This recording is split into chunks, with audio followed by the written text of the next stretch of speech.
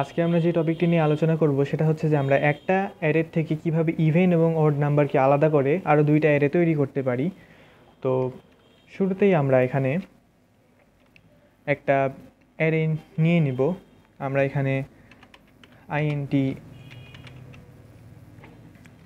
Array 5 দিয়ে একটা array নিয়ে নিয়েছি, যার ভিতরে আমরা 5টা সংখ্যা রাখবো। আমরা চাইলে এখানে ইউজার থেকেও নিতে পারতাম, কিন্তু আমরা যেহেতু আগে ইউজার থেকে নিয়েছি সেজন্য আমরা শুধু দেখানোর জন্য আজকে আগে থেকেই এখানে আমরা ডেটা ইনিশিয়ালাইজ করে দেবো। এখানে আমরা 1 2 3 4 5 ইচ্ছা মতো নাম্বার রাখতে পারি। আমরা এখানে আমাদের সুবিধা মতো নাম্বার নিয়ে নিলাম। এখন আমরা আইএনটি ইভেন এবং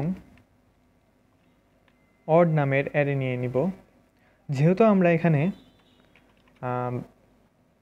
আইএনটি অ্যারের মান 5 নিয়েছি, তো আমরা এখানে ইভেন এবং অড নাম্বারের অ্যারের ক্ষেত্রেও 5ই ব্যবহার করব, যাতে আমাদের কম সংখ্যক ঘর না পড়ে যায় অ্যারেতে। যদি আমরা সবগুলো সংখ্যাও ইভেন বা অড নিই তাহলেও যেন আমরা সবগুলো সংখ্যাকে রাখতে পারি, সেজন্য আমরা এই মেইন যেই অ্যারেটা আছে সেটা সংখ্যকই এখানে জায়গা নিব। এরপর আমরা যেটা করব, আমাদের এখানে দুইটা কাউন্টারের প্রয়োজন হবে। তো আমরা আইএনটি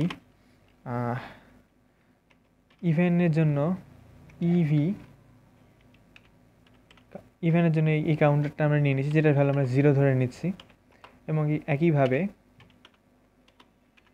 অডের জন্য আমরা আরেকটা কাউন্টার নিয়ে নিচ্ছি, যেটার ভ্যালু আমরা 0 ধরে নিচ্ছি। এখন আমাদের এই প্রথম অ্যারেটা থেকে আমরা আরও দুইটা অ্যারে তৈরি করব, যেখানে আমরা ইভেন এবং অড নাম্বার রাখবো। তো আমরা এর জন্য শুরুতেই একটা ফর লুপ ইউজ করব। তার জন্য আমরা এখানে এই অ্যারেটার সাথে আমরা এখানে একটা ভ্যারিয়েবল আই নিয়ে নিচ্ছি, যেহেতু আমাদের ফর লুপের জন্য এখানে আই দরকার পড়বে। আই ইজ ইকুয়াল টু 0 ধরে নিচ্ছি, এবং যেহেতু আমরা এখানে 5 ধরে নিয়েছি সেজন্য আমরা এখানে আই এর ভ্যালু 4 পর্যন্ত কন্টিনিউ করব। তো 5-এর থেকে 1 ঘর ছোটো পর্যন্ত আমরা গেলাম। আই প্লাস প্লাস দিয়ে দিলে আমরা এখানে এখন আমরা শর্ত দিয়ে ইফ এলস দিয়ে কাজ করতে পারবো। প্রথমে আমরা যেটা করব, ইফ দিয়ে আমরা ইভেন নাম্বারের শর্তটা বসাবো। তো অ্যারে আমরা এখানে আই দিব, যেন আমাদের প্রত্যেক ইটারেশনের ক্ষেত্রে আমরা এখানে দেখতে পারি, চেক করতে পারি।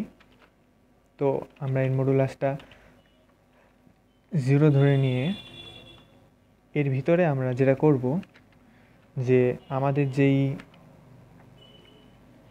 ইভেন অ্যারেটা আছে সেটাকে আমরা এখানে দিব, এবং এই অ্যারেটার ভিতরে যেই অ্যারের ভিতরে আমরা দিব যে আমরা ইভেন কাউন্টারটা নিয়েছি সেটা, এবং এখানে প্লাস প্লাস করে দেবো। এই ক্ষেত্রে কী হবে, প্রত্যেকবার যখনই আমাদের লুপটা ঘুরবে আমাদের এই ইভেন্ট কাউন্টারটা, আমরা জানি না যে আমাদের কতগুলো ঘর এখানে নেওয়া লাগবে, কিন্তু যতগুলো আমাদের সংখ্যা এখানে আছে ততগুলোর জন্য যদি আমরা করতে চাইলে আমরা যতবার এই লুপটা কাজ করবে, যতবার এই ইফ কন্ডিশনটা সত্য হবে, প্রত্যেকবার এই কাউন্টারটার ভ্যালু বাড়াই দিবে, এবং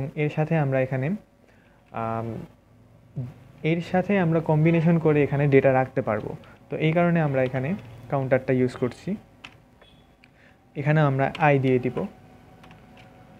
এটার দ্বারা বোঝা যাচ্ছে যে আমাদের যেই অ্যারে আইটা যদি ভ্যালুটা যদি ইভেন হয়, তাহলে এই ইভেন যে আমরা অ্যারেটা নিয়েছি সেটার মধ্যে ভ্যালুটা বসিয়ে দিবে।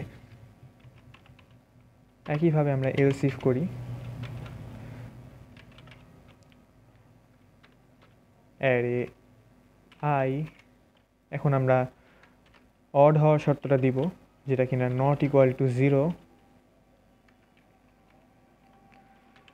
এরপরে আমরা যেটা করব, একইভাবে অড অ্যারেটাকে নিব, নেওয়ার পরে এখানে আমরা যে অড কাউন্টারটা ইউজ করেছি সেই অড কাউন্টারটাকে আমরা প্লাস প্লাস করে দেব।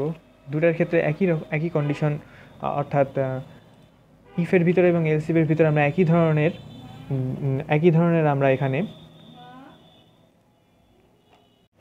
তো এখানে আমরা অ্যারে আই নিয়ে নিব আগেরটার মতো করেই।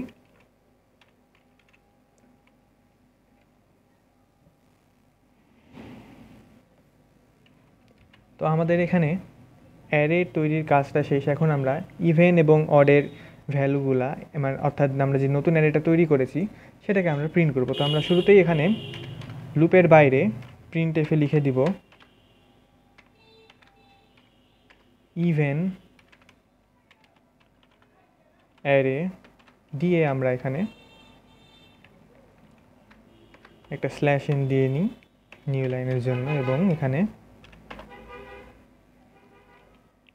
ফর লুপ চালাবো একটা, যেহেতু আমরা এখানে অ্যারে প্রিন্ট করার ক্ষেত্রে আমাদের প্রত্যেকবারই ফর লুপের প্রয়োজন হবে। i is equal to 0, i 5 যেহেতু আমরা 5টা নিয়েছি, i প্লাস প্লাস করে দিচ্ছি। এখন আমরা অ্যারেটাকে যদি প্রিন্ট করি পার্সেন্টেজ ডি দিব, যেটা আমাদের ইন্টিজার টাইপের অ্যারে, এবং এখানে অ্যারে না, সরি এখানে অ্যারে হবে না, যেহেতু আমরা ইভেন অ্যারেটাকে প্রিন্ট করছি। ইভেন দিয়ে আমরা এখানে আই দিয়ে দেবো, যাতে প্রত্যেক ইটারেশনের পর এখানে বাড়তে থাকে। একইভাবে আমরা এটাকে কপি করে নিই, এখানে আমরা জাস্ট অড দিয়ে দিব, এবং এখানে যে আমরা ইভেন অ্যারেটা নিয়েছি সেটা কেটে আমরা এখানে অড অ্যারে দিয়ে দিব। এখন আমরা যদি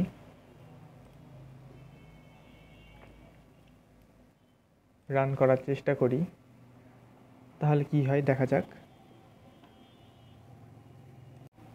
তো আমরা যদি রান করে দেখি, এখানে আমরা দেখতে পাচ্ছি আমাদের এখানে একটা ভুল মান আসছে, কারণ আমরা এখানে আমরা 5 ইউজ করতে পারবো না। এখানে আমরা যেহেতু ইভেন নাম্বারের জন্যই ব্যবহার করছি, তো আমাদের এখানে যে আমরা ইভেন কাউন্টারটা দিয়েছিলাম, এই কাউন্টারটা যতদূর পর্যন্ত যাবে আমাদেরকে ততখানি দিতে হবে, ততবারই এই ইটারেশনটা করতে হবে। কারণ যদি বেশি হয়ে যায় তাহলে আমাদের সেখানে গার্বেজ ভ্যালু চলে আসবে। তো অডের জন্য আমরা একইভাবে অড কাউন্টারটা বসিয়ে দেব। এখন যদি আমরা রান করে দেখি তাহলে এই যে আমাদের ভ্যালু দিয়ে দিচ্ছে, কিন্তু আমরা এখানে একটু গ্যাপ দিতে হবে। এই অডের ক্ষেত্রে একটা স্ল্যাশ এন দিয়ে দিচ্ছি, আমাদের নিউ লাইন নিয়ে নিচ্ছি। এখন আমাদের দেখা যাচ্ছে যে এই দুইটা অ্যারে তৈরি করে দিয়েছে। তো এইভাবে আমরা ইভেন নাম্বারের জন্য ইভেনের অ্যারে এবং অড নাম্বারের জন্য অডের অ্যারে তৈরি করে দিতে পারি।